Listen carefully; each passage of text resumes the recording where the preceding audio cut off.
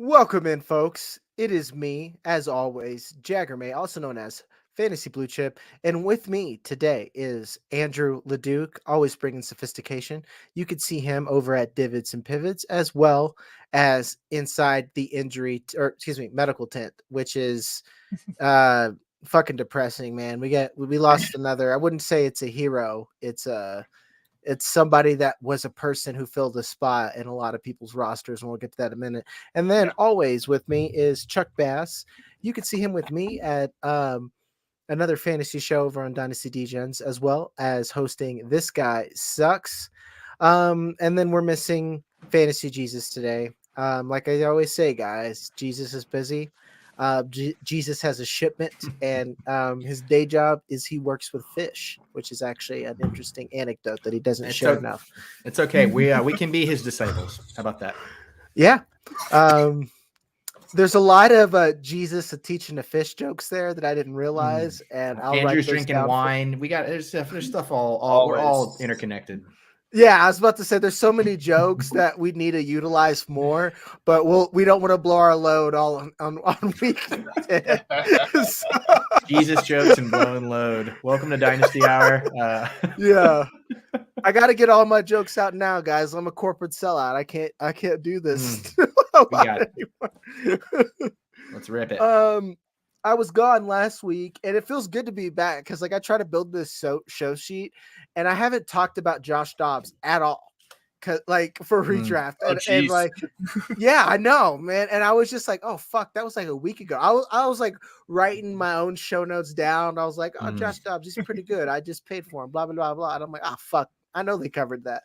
So, sadness, but this is a perfect segue to bring us into our news and nonsense. With Josh Dobbs being traded to the Vikings, it gave me hope for Kyler. I told everyone that they were getting way ahead of themselves by saying that Kyler wasn't going to be the guy. We've seen how bad quarterback can get this year. I know on Sunday I do 3 hours of start sits that someone is going to ask me about Tommy DeVito about 40 fucking times. Oh yeah. So that's where we're at. That's how bad the quarterback play is. We're down so bad. Yeah. Kyler Murray's going to start is my point. If it's not for the Cardinals, he's going to be playing somewhere. He's not that bad. Luckily, he is with the Cardinals, and I have a lot of hope, and he's going to come back Sunday. I think everyone, even you guys remember Buda Baker he asked out immediately after Jonathan Gannon got hired. I think everyone is bought in. I mean, everybody. I mean, me. I don't know about you two. I'll kick it to you guys. Are you bought into Kyler Murray and the Cardinals? Chuck, we'll start with you because you gave the biggest nod.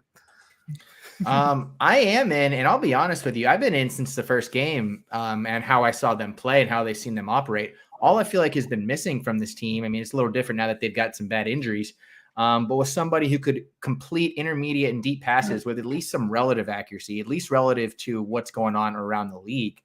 So I'm really happy to see Kyler come in. I hate that he's coming back from an ACL, which limits his fantasy upside, but I just think it does wonders for the rest of the offense. And it's also super encouraging that it seems like he's been practicing with the team all season. So he's not just coming in, rust, needs that window to open up to return, all that jazz. A lot of things that's happened with a lot of these other star players. He seems about as ready to go as anybody. And he's got familiarity with a lot of the big guys there, right? Hollywood Brown, played a little bit with McBride last year. James Conner coming back to provide at least some level of baseline reintegration to the offense. And like you said, Jonathan Gannon just out here, making us all smile. So wheels up. Yeah, the bottom line is sorry, we must be on a delay, but how can you not be on board with Kyler Murray with the state of the QBs across the league right now? Like, he's the upside that's there for him. Like, I wasn't a big Kyler Murray fan coming into the season just because of the unknown, and I didn't know what it was going to look like for him. But with the way this has turned into for this season, like, yeah, you have to be in, especially in redraft, you have to be in on Murray, because just about every team's probably lost. Half your league's lost a starting quarterback to this point to injury. So the fact that you can get a previous top 12 QB to come in halfway through the season, you have to run with that. And they need James Conner back too. James Conner will make a big difference to have some sort of consistency in that backfield with him. That's going to be big whenever he gets back on the field. Yeah, and you brought it up. I actually took this off the show sheet initially, but James Conner's coming back as well. So really like this offense is going to be at full power, and I've got to eat shit. I want to say, Andrew, you were in on it, but I told everyone that James Conner was toast. This offense was going to be bad, and fuck, I wish I would have got James Conner when he costed nothing. I'm still trying to buy him. James Conner costed absolutely nothing, and you could have had him for cheap. So, but to get to it is just it's wheels up. The real thing is to talk about the other elements in this offense. It's like Michael Wilson is someone I'm excited for. I do think as good as Josh Dobbs was, he wasn't Kyler. And then how could I forget Michael Wilson? Trey McBride. On top of that, we forget how good Trey McBride was in college. Mm-hmm. He was a Mackey winner at Colorado State. For you guys who don't know, my day job is covering Colorado State, and I'm their radio producer. They're dog shit, man. They're not good, and I could say that over here. They're a really bad team.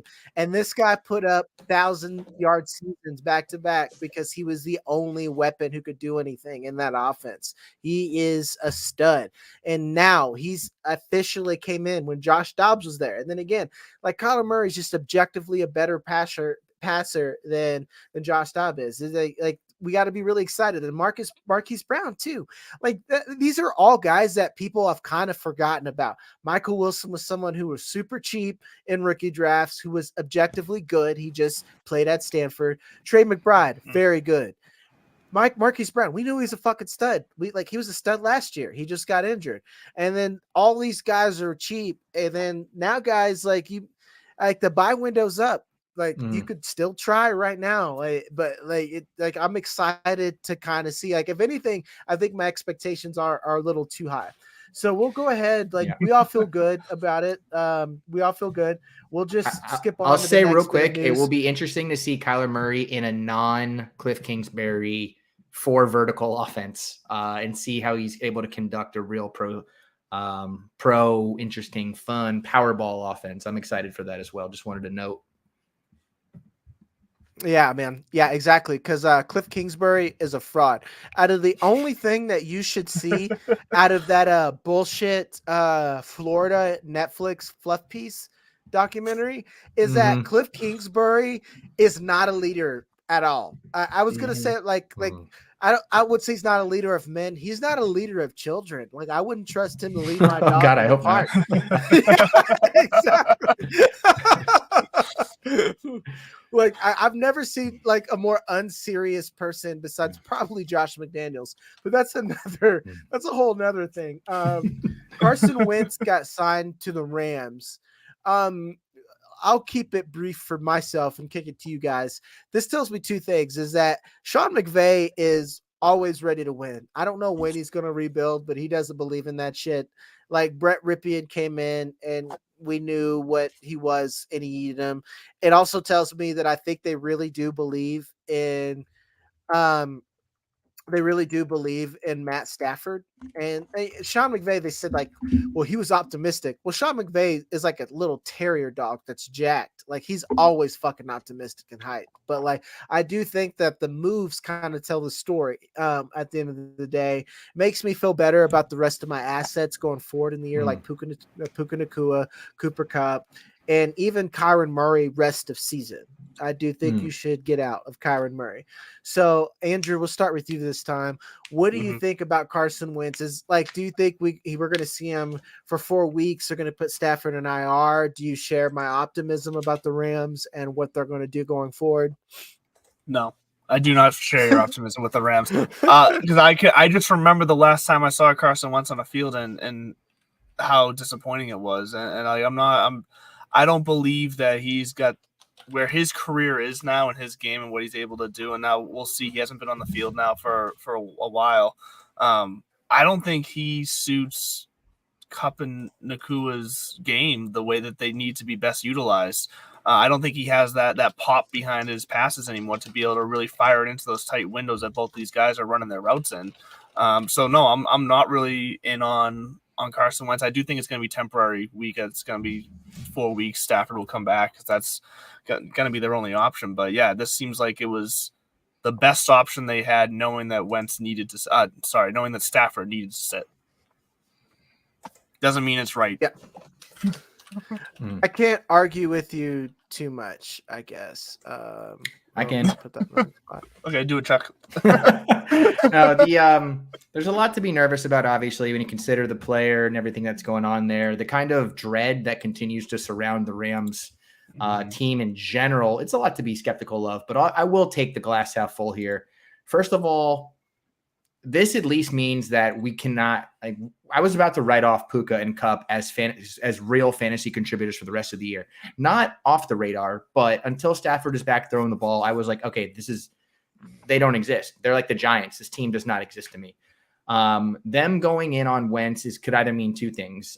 They just want insurance so they can be competitive if Stafford's not available through injury. Or like you said, the shitty part, which would be Stafford event going on IR, which would be crazy because it seemed like he was seemed like he wanted to play. And then for them to be like, no, he's actually going to go on IR. Like, okay, what is this? Like the Zay Jones situation all over again? Like, I don't need to be hearing any of that. I do know that a healthy Wentz last year in the beginning of the season, not a huge sample size, but he did support the cast there very well.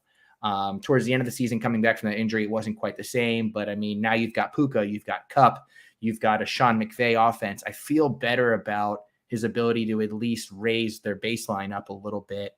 And also, I mean, accuracy has been his big issue in his career, but Stafford ranks 32nd in the NFL in completion percentage this year. I mean, that's not really, that might not be a big problem if he's throwing the ball 40 times a game. See, I'm more worried about his passes looking more like Mac Jones, like those floaters. That's what I'm concerned about, them just not having the zip behind it. Not necessarily the accuracy. It's more so getting it past the defender. Sure.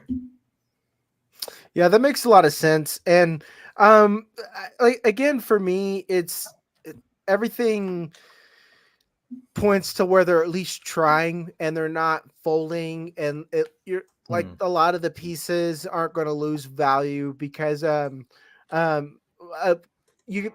in like a stereotypical analyst thread where there's like better content in there than there is in their actual written content. Like Kevin Coleman was talking about how we've kind of turned Dynasty into redraft plus in a sense. And a lot of value is turned into day trading. And then a lot of us, like I even try to preach here that you should invest in talent like Jahan Dotson, for instance. I've been telling everyone that you're holding or you're buying. Like, don't freak out. Here's 1,000 reasons why. I've even gotten a little bit more measured in my analysis of quarterbacks to where at least here where I can have a more nuanced conversation about Sam Howell, who I had to force him on the sheet. Did I get him on here? I'm going to try to talk about Sam Howell today if we have time. So I want to push through this today. Well, I would say you mentioned the Vikings to start the show. This is what that reminds me of. It's maybe not exactly apples to apples, but it's from the same state, at least, it feels very similarly like that. Yeah, it makes a lot of sense to me.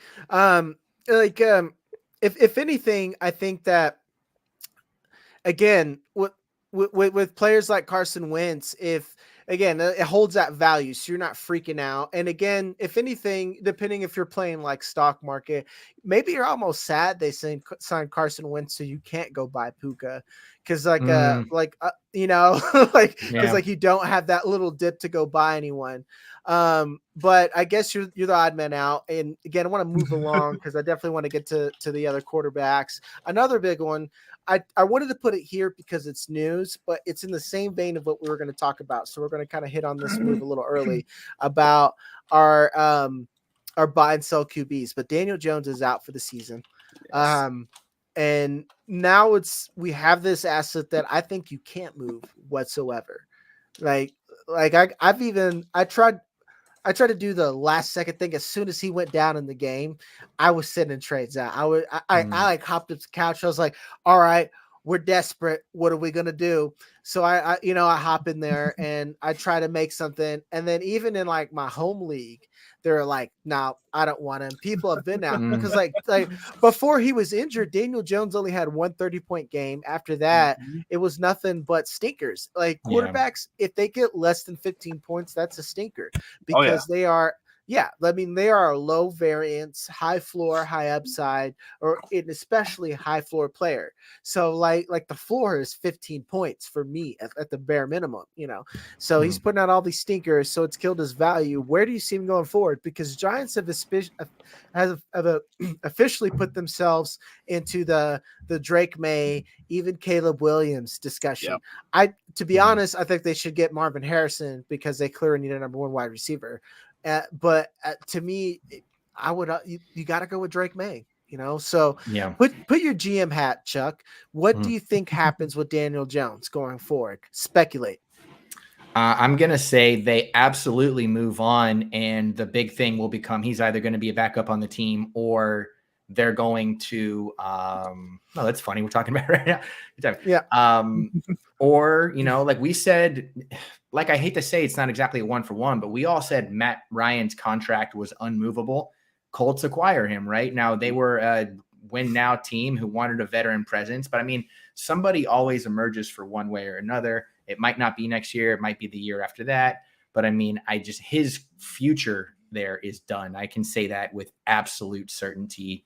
I think they can – in the modern age of the NFL, wouldn't be surprised me if he becomes a cap casualty and they're in cap hell for – a very short period of time, and then it's just greener pastures, Yeah.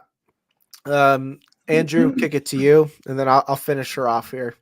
So it is tough because I think you nailed it at the beginning, Jagger, with this, that I don't think you can move him at this point because with this injury, he's looking at 10 to 12 month probably recovery time. He's midway through next season. Forget about he's going to be useless to you until the playoffs, fantasy playoffs, pretty much next season, which when you can't sell that, you're not going to be able to pitch that to anybody. What I could see, and this thought just hit me, what I could see happening here, because thought of Daniel Jones being done in New York makes sense to me. I see a world where as Chicago goes forward here with Justin Fields and then they decide they don't love him, what's going on there, I can see a world where Daniel Jones gets a second chance in Chicago after next season. If Fields just isn't the guy that they wanted to be there, if there's some sort of even like a swap or whatever, Fields just gets sent somewhere else and they pick up Jones. And it wouldn't be the worst thing in the world for me. He'd finally have a receiver in DJ Moore. He'd have a capable, somewhat thrown together backfield, but another tight end there in Cole Kmet, where the offense is somewhat built around him. Like, you got, unfortunately, you got to hold him and you got to pray that he ends up in a situation beneficial to him like that. Yeah, and like Guru says, $35 million cap hit, but like who else are they paying? They don't have anybody else on the team, and they're not a destination for free agents right now. I mean, is Kenny Golladay still making the most money of anybody after Daniel Jones? I mean, they're not paying Barkley, so. Yeah. And like I said, I see a world where, like, when Andrew brought up. When Andrew brought up Chicago trading for Daniel Jones, we literally lost a view, and I don't know if that was I don't know if that was like Debbie World popped in, and they love Fields, and they were like, yeah, exactly. They're like, no way, because like I literally think that like Chicago would shut down, like Chicago would like you were talking about Chicago riots, they would fucking lose it if they didn't keep Justin Fields. No, it wouldn't, man. Because like I see I'm like married into Chicago because like my in-laws team, they're fun. Yeah. I like Justin Fields and DJ Moore. They're a fun team to root for. Most importantly, I'm a Pats fan, and I wish I was in the middle school. But I digress. To get to the point here and to finish off the Daniel Jones point is like I think that I could see a world where Atlanta keeps Arthur Smith and they go trade for Daniel Jones or something like that, and because they can afford it because they got so many people. Yeah, like they would the do press that. conferences. They've won. Only imagine. Yeah, they've won enough games to where they're kind of playing themselves out of the good QB situation. And then like Quinn Ewers has a lot of questions as well. Again, I'm only just now going to get into the tape and I'm not going to speculate or do anything off the stats or give you guys bad info on Quinn Ewers. I'm not that kind of analyst. I like to get in the weeds and then give you my opinion.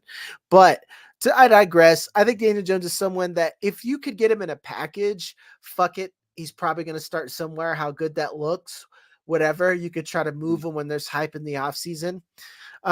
But you're definitely not trying to buy him and you're not going to try to sell unless you get a significantly good deal because you're probably selling too low and you can get a better deal later. Some other stuff that we could talk about and then we can get in the nitty gritty after we pay some bills. Martavis Bryant got signed to Dallas. That's something that means Brandon Cooks is done. Michael Gallup still is Michael Gallup.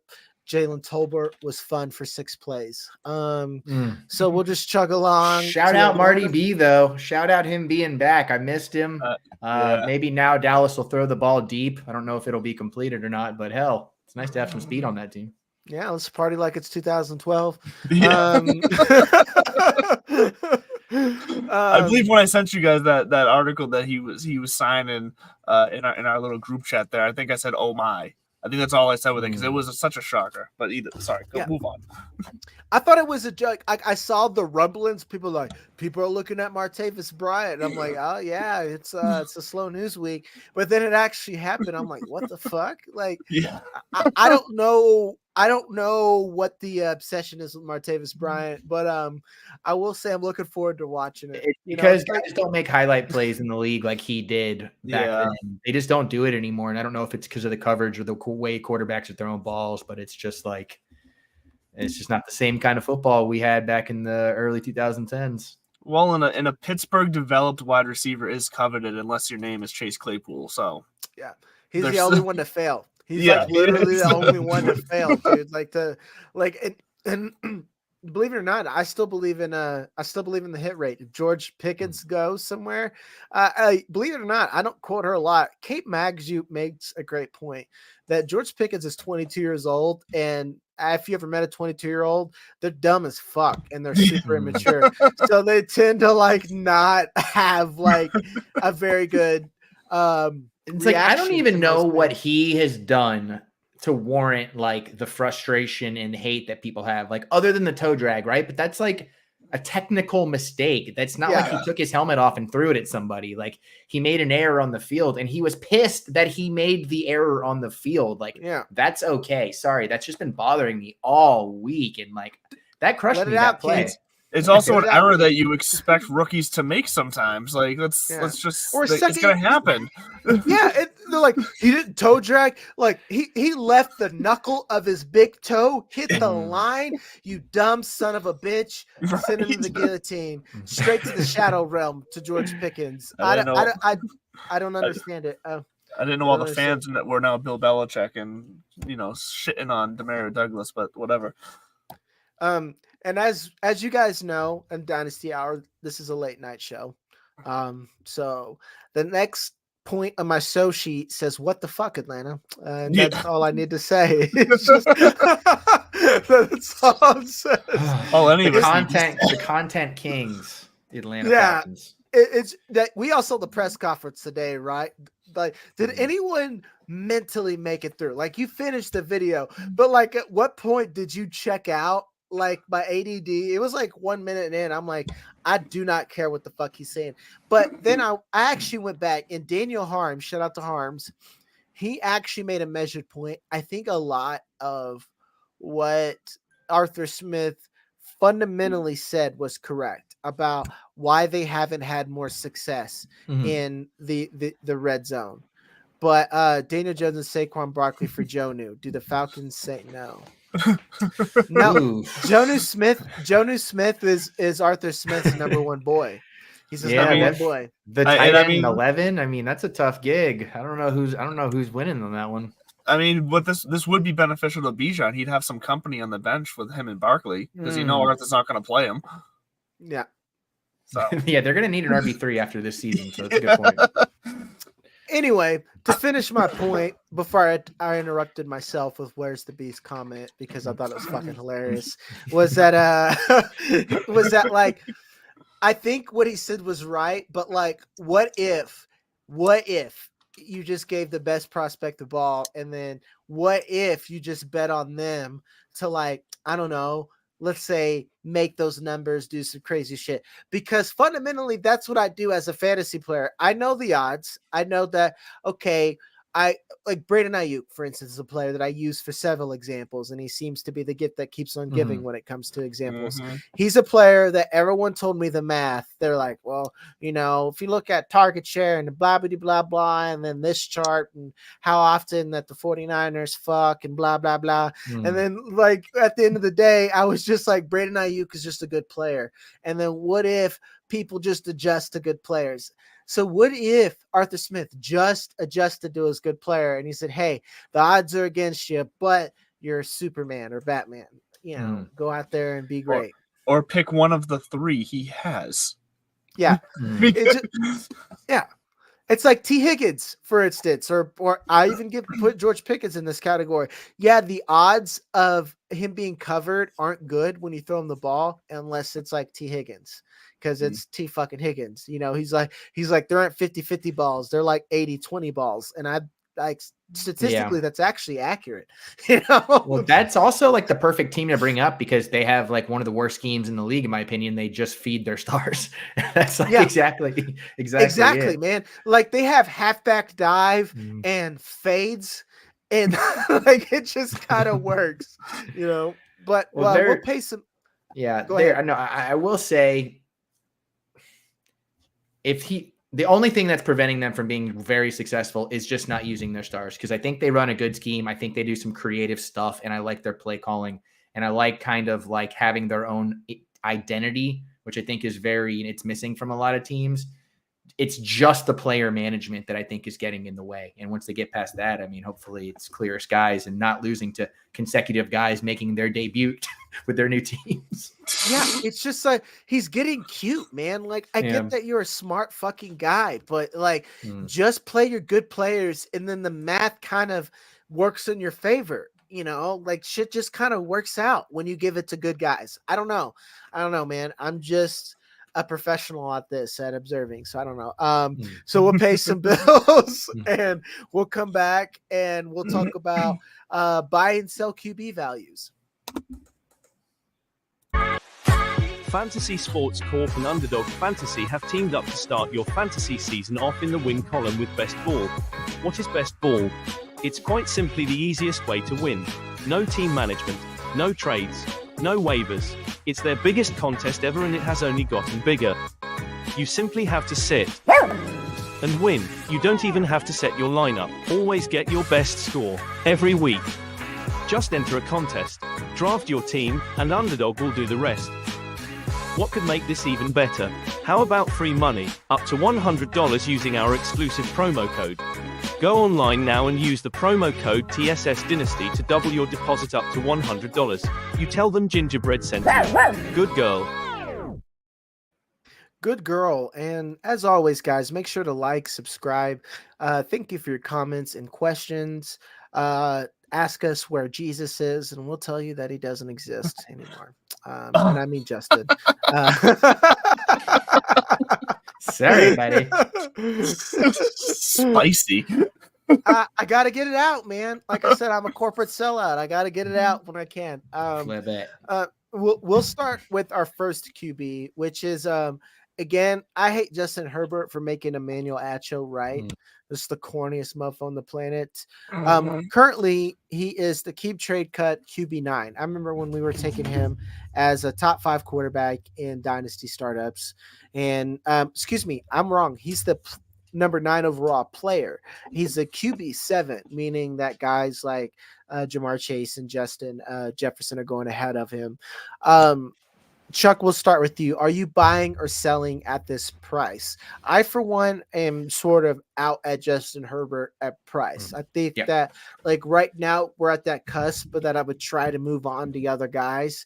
And I'm not saying that he's not good or he's not super talented. There just comes a point where at the price, I could probably bet on someone who is younger, buy myself some years back, and then gamble on some upside. Maybe I'm buying into what we were talking about with that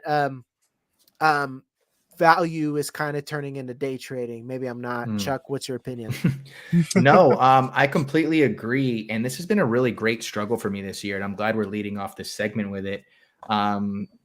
You know, I might have felt if this was the same price back in August, I might have felt more strongly about it. But just based off of what I've seen, the Chargers have kind of played me out of the confidence I had in him. And the league has had a lot to do with that as well, with scoring being down, quarterbacks really not delivering like they have been past. But I mean, he seemed hesitant in his play. He's lacking the touch on his deep ball, and he doesn't seem to be making a lot of those highlight plays that we all kind of fell in love with. And like, sure, you can say it's because of injuries or offensive line or the coach and all that jazz. But I mean, like, this is just what this team is. And I don't know how much of that identity is baked into who he is. You know, there's a lot of reasons, like I said, you can pin that on, but I think he's still too close to the hype of the brand name to be able to return value on what it would take to acquire him. And that just doesn't do it for me. Before we kick it to you, Andrew, I'll just add on, and if anything, just prove both me and Chuck right. When you look at, again, this is just looking at the surface level fantasy numbers, you could kind of give the same Tua argument. It's like whenever he plays against an elite defense, it's just not the same. You know, like against the Jets, like say what you want, they have an elite defense. We saw a stinker, you know, 7.1 fantasy points, depending on what your format is. Then we have the Bears. Obviously, he puts up 24 points. Everyone puts up 24 points against the Bears. Kansas City, this is another defense that I think is underrated, 8.8 points. Dallas, better than you would expect, but to me, this is still kind of based on QB, 18 points. And then you get into the stinker defenses, Minnesota, 29, the Las Vegas Raiders, 22. So at the end of the day, depending on what your value is on him as a actual quarterback, the fantasy value just isn't there right now. Whereas someone where I think like Dak Prescott was putting up unprecedented numbers as Kellen Moore as offensive coordinator. So it's like Chuck, you kind of nailed it, you know, like it's a brand name. Andrew, do you have anything to add, or are you selling at price as well? I'm selling at price as well. I mean, I will say I'm not gonna sell just to sell him. Like if it's not at price and it's below value, I'm gonna hold him. I don't feel the need to like try to rush to sell him. But yeah, if I can get this price from him, I'm selling him now, because I think the shine of the hype will rub off eventually, and you're gonna end up losing out on value. Yeah, and again, you're right. Like he's got job security, but like I'm officially to say that Justin Herbert is closer to a dynasty QB2 than he is as a QB1. I would agree. So, yeah. And we'll go ahead and move on to our next guy who's been like hot in the news, and like someone like my boy Alfredo said that like it's hard to just buy him right now. It's CJ Stroud. He just popped, and it's you could try to buy him, and like to me, it's like what's the cost for him now? So I'll start with you, Andrew. I'll kick it to you and give you a scenario. Like he's the 10th overall player right now in Dynasty. I think right now that's cheap on Keep Trade Cut. And then he's a QB8. That's actually probably about right. I know this is crazy, but I'm willing to bet on the variance of Lamar Jackson that I would still put him ahead, because at the end of the day, I think that Lamar Jackson is a top 5 QB, but I play like the money ball game with that. So that even has him over Joe Burrow. I think that CJ Stroud is – I said that his ceiling was Joe Burrow at the beginning of the season, and he's already doing that, which is fucking nuts. So you trade Patrick Mahomes, who he has a small rushing ceiling, and I think CJ Stroud's rushing ceiling is about the same. He just probably isn't there yet. Would you move Patrick Mahomes to get CJ Stroud, Andrew? Oh, that's such a good value. So I had time today. I had time today, so I really tried to build this sheet. So I don't think I would, just because I do think Mahomes has still got.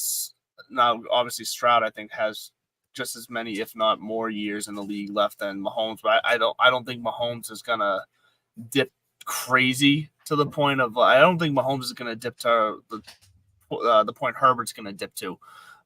So no, I think I'd still keep Mahomes, but Stroud is, like you said, probably going to be impossible to buy right now, coming off of a massive 5-touchdown pop week like that. Like, he's going to be overpriced at the moment. So you're going to have to, if you really want to try and buy him, you're going to have to sit and hope for something. But he only has 1 interception on the year.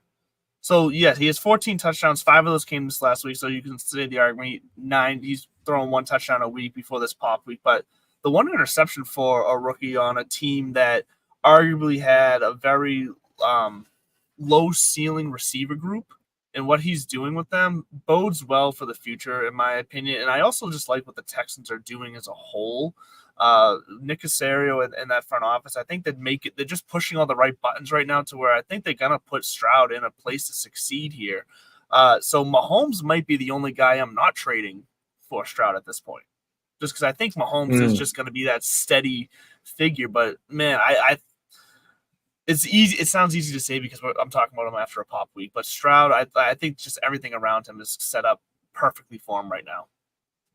I'm going to give Chuck my rebuttal, and he's going to split the difference between us on here.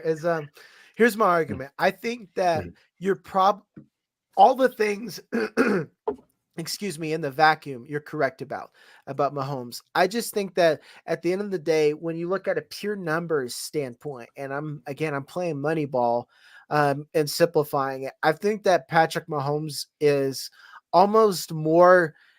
He's got his own cap strap within Dynasty. His value is so high that you almost no one wants to really buy him, and you don't feel like you're ever going to win when you sell him, and then you're just kind of stuck with him. But if you honestly just kind of have the balls and move him for someone like CJ Stroud, that if you get CJ Stroud plus a second even, then as long as you don't burn that second on something stupid or even buy it on another player, you're getting a net gain.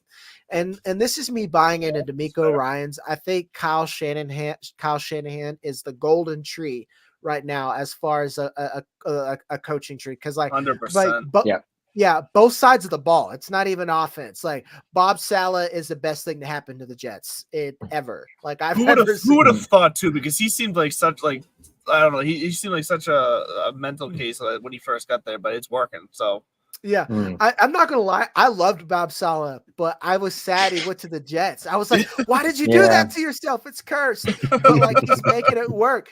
And then like DeMeco Ryans, fucking stud, man. And he's like I believed in DeMeco Ryans when he was hired. I didn't believe in how good this team would be immediately. Because right now I think that like if T. Higgins doesn't stay in Cincinnati, which I don't think he should, or that either side should stay there, I think he should go to the Texans right now. Like, because I would be bought in. I'd be like, this is a guy who could get me the ball for the entirety of my contract. I'm not going to be Devontae over in the Raiders praying that Josh McDaniels is gone, because I got a coach and a quarterback that I believe in. So like I'm 100% bought in. So long story short, like I said, I was gonna give it to you, Chuck, is that like I think you said it perfectly. Yeah, CJ Stroud should be someone you buy even with Patrick Mahomes. Yeah, I mean, we're already kind of seeing the Patrick Mahomes is straight up like Rocky IV right now. Like, he's cut. Like, he's not a machine. He's a man. Like, he's going through some stumbling blocks right now. But I mean, that's why you have Mahomes, right? Is because you know that like he's always going to be a top 5 quarterback. Well, Yeah, you might be able to say that about CJ Stroud. He's doing everything he's doing on a team that they only have one player making more than $7 million this year. That's so crazy. And he's just absolutely dealing. But like what I love about him truly is that, like, how do you become a top quarterback in the NFL right now? You're in fantasy. You're either a freak athlete or you're an insanely high IQ thrower that doesn't make mistakes. Mahomes is really the only one that's like both. But Stroud is definitely taking like his master class. Like Mahomes may not be fast, but the way that he moves as a quarterback is freak athlete stuff. It really is impressive on every play. And Stroud seems to have a little bit of that DNA in him as well. So, I mean, I would lean more towards that side, I think. Yeah, and it's like I don't know if this comp is correct, but like players like CJ Stroud and Patrick Mahomes, they have players like Justin Herbert's perceived arm talent, but they have Daniel Jones rushing the floor, if that makes sense. Because like Daniel Jones is someone that you see like is crazy athletic, but like he rips off these like 10, 15-yard nickel and dimes that add up in fantasy. So like I'm saying you sell Patrick Mahomes to go get CJ Stroud. Someone probably won't buy, but I'm just saying it's a numbers game. You should at least try. So the next guy is someone that is in the Justin Herbert category, meaning that he's trending down, and that is Bryce Young. We're getting way down here now. We were at the top of the board. He's a keep trade cut, number 49 overall, and he's the QB 13 currently. This is a good point where I want to talk about day trading, where I think that I understand if you bought or drafted Bryce Young to be an immediate QB2 for you to produce as, you're probably disappointed. But this is someone that I think that there's a legitimate buy window for him right now that I think you need to be picking up because I think the talent's there. I just think that he's in a talent desert. Do I think that CJ Stroud, let's say if he went number all, do I think he would play better? I don't think there's an argument right now that I don't think the game's too fast for CJ Stroud. Like, well, we thought that CJ Stroud was boring of a prospect. It's because he's cold fucking blooded. Like he's going to make it look boring as hell. He's cold blooded. He would do better, but I don't think he'd be doing as good as he was doing because Nico Collins is someone I liked. He just didn't have a quarterback. Tank Dell is someone I was too fucking stupid and used math instead of using my eyeballs. I knew it was good. So where are you at, Chuck, with Bryce Young? I just think this one's really tough. I think maybe he's a hold and sell because hopefully you see some more production out of him because the team is getting better. Not much better after last week looked pretty bad. But I just think that there's a dozen quarterbacks that will provide fantasy-wise what I think even the best version of Young could be over the next 5-6 years. So if you can recoup value in picks or players, I'd do that, but definitely not right now because he's worth more than he's playing right now. So I agree with you there. There's just not a lot of optimism on my end from his ability, from the team around him, from the staff. I'm not going to feel any differently if they go out and get a T. Higgins this offseason because it's really just about like what I think this kid's ceiling is. Because I think, like you said, right, a nice quarterback too to like fortify your lineups. But I just think a lot of other teams in your league are going to have that as well. On top of you really not hitting that ceiling that you want to hit to win and push your team up to championship level. So I'd be preparing a plan to get him off of your roster if you could. Yeah, his pre-draft comp for me, I said his ceiling was Russell Wilson, but like obviously, like I try to reiterate, that's his ceiling. I'm not saying he's going to hit that. That's best case scenario, and I meant like good Russell Wilson. Yeah. If anything, actually, maybe it's both ways. Where his floor is Russell Wilson, where it is like right now. But he's someone I definitely believe in the talent, and I think he could turn it around. It concerns me that they gave up so many picks, and then you look at the narrative that that the ownership kind of stepped in and asked for Bryce Young and they wanted Stroud and you see how well he's performing. So that adds like another element, but realistically his ceiling, well, let's put it this way. His ceiling for me has changed where I think that he is Brock Purdy who could succeed outside of Kyle Shanahan's system, if that makes sense. I think that he's Brock Purdy with like actual talent. So, but with the fantasy perspective, that means he needs to be throwing at least 2 TDs a game for him to be giving you QB1 numbers, but realistically, he's a QB flex. See that it's that Andrew. So like, go ahead and let's give the realistic view of it, and then we'll move on to our next guy after we pay some bills. So I think you nailed it in when you brought up the amount of picks they gave up for him too. Like that's huge because this entire team, at least on the offensive side, has so many holes in it.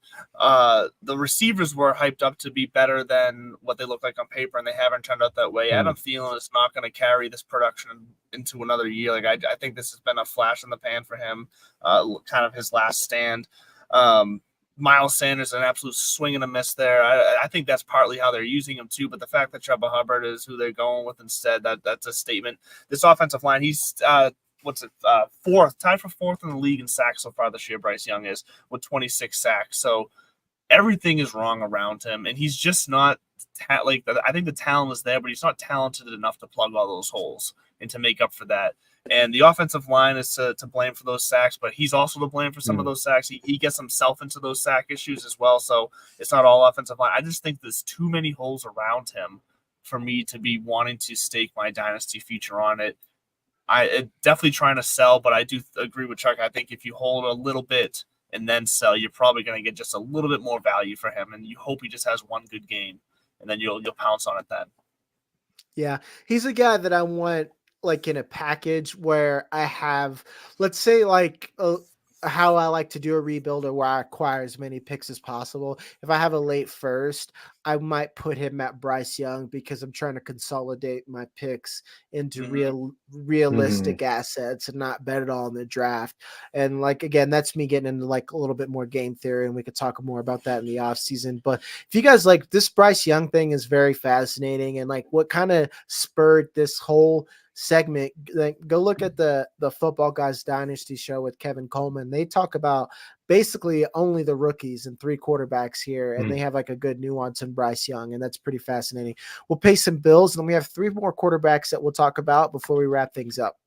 Jazz, Sportsbook, Casino, and Racebook, the world's best resource for all-purpose online wagering. For over 20 years, Jazz has provided the best and quickest payouts in sports and entertainment wagers. Live sports betting, covering all the major sports leagues, and even into the new and exciting world of esports. Down the stretch you'll come, with Jazz's online horse wagering. Get paid when you play with Jazz's fun and exciting online casino games. Go online now and use the promo code TSS for our new members deals. Jazz Sportsbook, Casino, and Racebook, the world's best resource for online wagering. Jazz Casino, folks, make sure to use the code, do all the social media stuff that anyone who's ever had a YouTube channel has ever told you to do. So, moving on down the list, we'll go to Justin Fields. Keep check cut. He's the 50th overall player, so he barely made the first page before you go to the some second page shit. And he's a QB 13. And this is a discrepancy because just again, this is me taking away the football game. Mathematically, Justin Fields should be higher than Bryce Young. Like it's just like mathematically that's just fantasy. At the end of the day is about getting points. I feel like Uncle Drew, basketball at the end of the day is about getting buckets, like at the end of the day, fantasy is about getting points. So mathematically, because of that rushing floor, Justin Fields, and again, if you want to look at throwing, what has Bryce Young shown you that he's better than Fields right now? And like to me, the real thing you should be considering when you look at how Tyson Bagent has performed is that even if you think Tyson Bagent is better within his own offense, he's still limited to like 3 interceptions and only doing some hero ball in the running game because this scheme is so bad. And that should make you think that you want Justin Fields more. His range of outcomes are just better. So to me, he's clearly at a QB price right now, and his floor is low in QB run with rushing at the end. Chuck, do you think this is because of job security, or what? Do you think he's a buy? I think this is where the perception of the player's value has overtaken what his baseline level is able to contribute in fantasy. But I say like his value, it's like, and we're going to talk about another player after this who's the exact same thing, where it's like I'm really not interested at all in how the Bears are performing. I'm interested in how many points. I'm interested in what Justin Fields is able to do for my fantasy team. And it's like the opposite of the Bryce. It's similar and opposite to the Bryce Young stuff. And I'm really glad that you dovetailed right into that. I mean, he's a fantasy friendly runner is always going to be relevant in fantasy. I mean, Cam Newton goes to the Patriots and rushes for 12 touchdowns, and he was on his last rope. Justin Fields, I think, is a more electric runner, maybe not as physically imposing than Cam. But I mean, it's just like, the narrative is overtaking the value. We've got a small number of people talking about Tyson Bagent maybe getting the role. Like, if that's happening, this might be an ultimate buy window because I still believe in the kid's ability to produce a very high level of points. Yeah, and you absolutely nailed it there. And it's like, remember, guys, we play fantasy. Fantasy is Moneyball. He gets on base, he gets on base. And again, if we could get a little bit more into the narrative here, like I talked to you about, we're about to watch Tommy DeVito. Like that's gonna be a thing. So like Justin Fields is gonna get another shot. Someone else. Chuck made up another good point.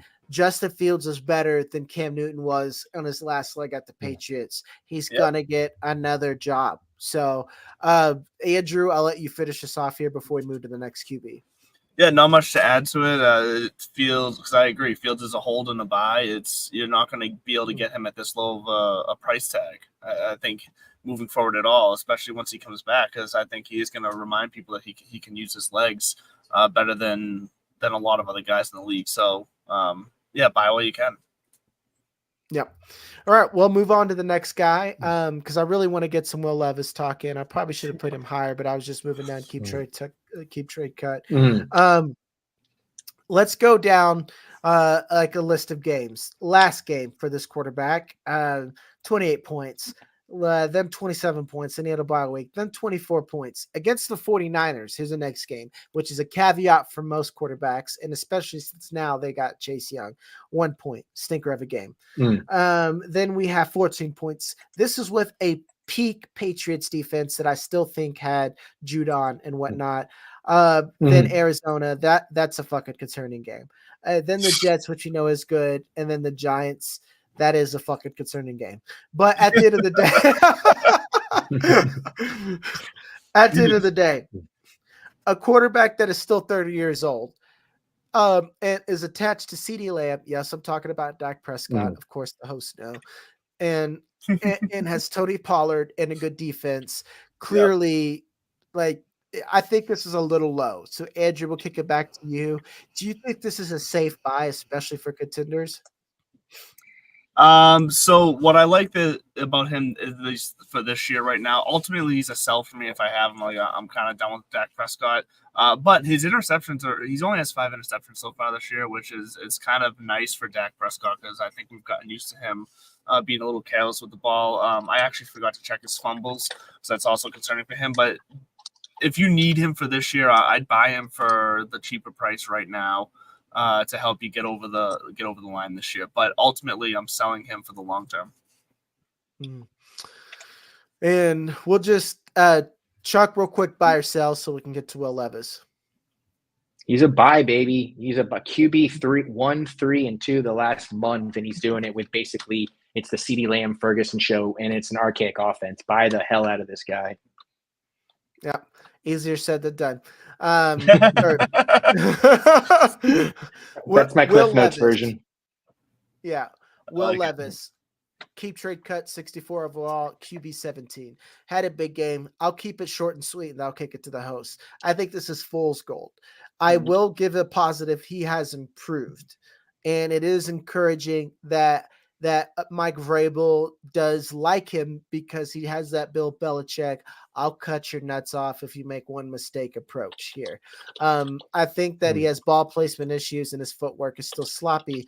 But I think one thing, I talked to Cody Carpentier last night on a pod, that I think that right now he's where I thought that Anthony Richardson would be as a rookie. But Anthony Richardson is better than I thought he would be. So with that in mind, Chuck, how does that have your perspective of Will Levis? Because you are the biggest Will Levis lover. Where are you at?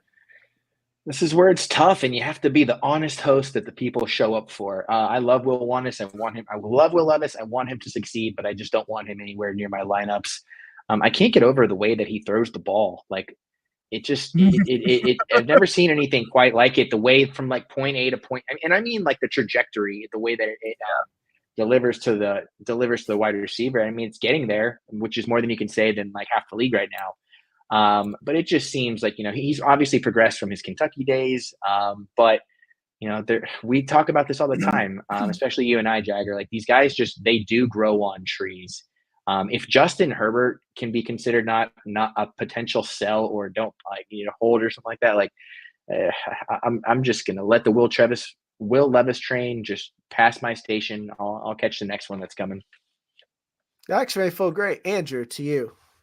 Yeah, I agree. But my biggest concern here is that he feels like a system quarterback to me, where he's got to have the right system to have any remote, average success in the league.